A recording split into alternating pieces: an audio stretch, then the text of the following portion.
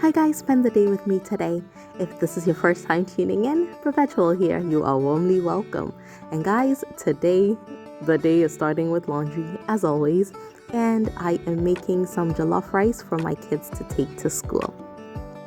I almost always have freezer jollof stew. So I portion it out and I put it in the freezer so that when the kids are taking home food, I can easily take the stew out and make some jollof.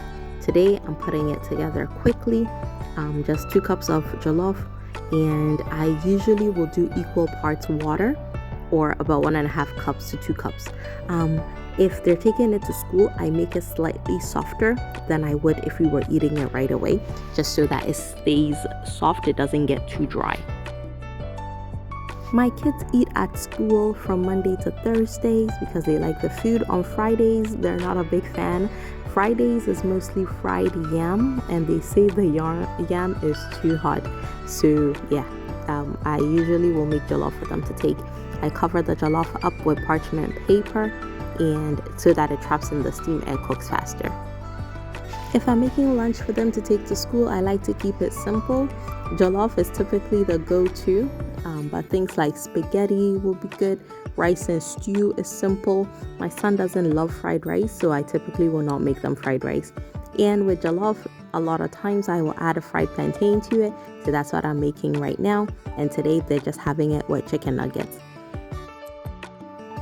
And the containers that they take is thermal. So what I do is I put hot water in it, wipe it down. This is just to activate it so it stays warmer, and I make sure the food is extremely hot. You can see the steam coming out of it.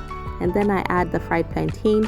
Today I accidentally burnt it because I forgot about it, but they did not complain. And then some chicken nuggets, put green pepper sauce for my son, and then I put paper towel on top of it to trap the steam so that the rice doesn't get soggy. I get it into their lunch bags. They pack their own snacks and they fill their water bottles as well. And you can see Nanika in the background. And since I made jollof, today I am having that for breakfast. Yes, I love having savory for breakfast because I'm able to control my portions. And then once they're in school, I get started with my day. Today I am making a batch of stew. I'm making chicken stew. Just as I said, I always have stew in the freezer, so it is a good day for me to replenish it. I'm going to start seasoning my chicken. It is ginger, garlic, Scotch bonnet pepper, and onions. And then I go in with rosemary, anise seeds, and all-purpose seasoning.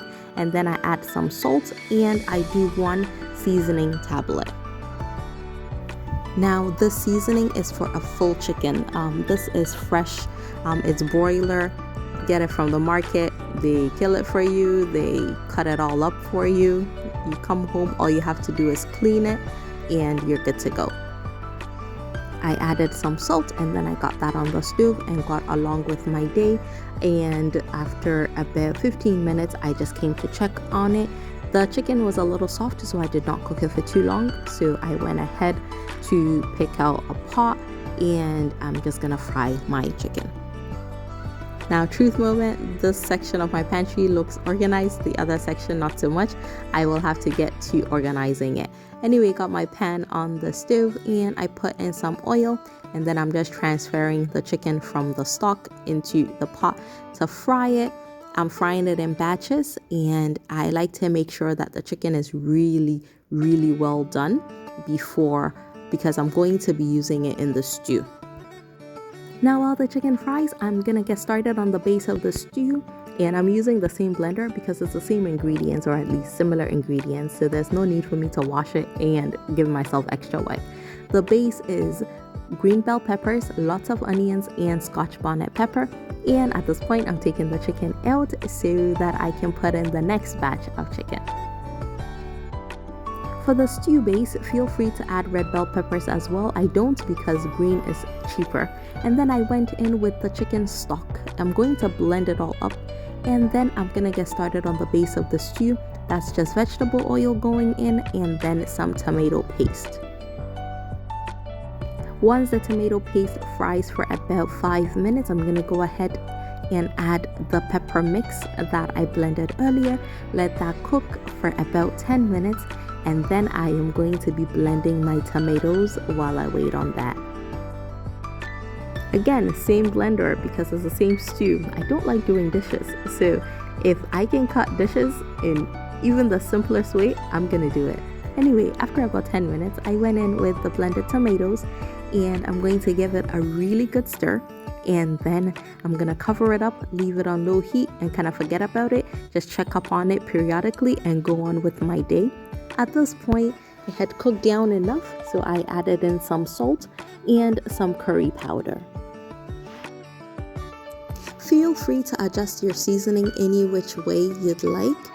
It's just a preference. And I am making some rice because that's what we're going to be having for dinner. And I just grabbed some water, got some food to eat. And at this point, the food was not completely done, but I had so much work to do and I wanted to make sure that I eat. So I grabbed some of the rice and the stew. Quality control, you got to make sure it tastes good, and it was delicious. But I do prefer my stew to cook down a lot more, so I continued cooking it until a lot later.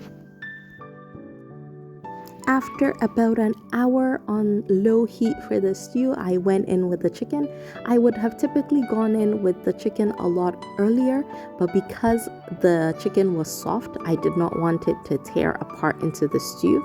And then once it gets to this point, all I have to do is portion it out according to my family's needs, and we're good to go. We have a good batch of really delicious chicken stew for about a week. And then once that was done, I gave my kitchen a quick wipe down, and that was it. I hope to see y'all again very soon. Take care, guys. Bye.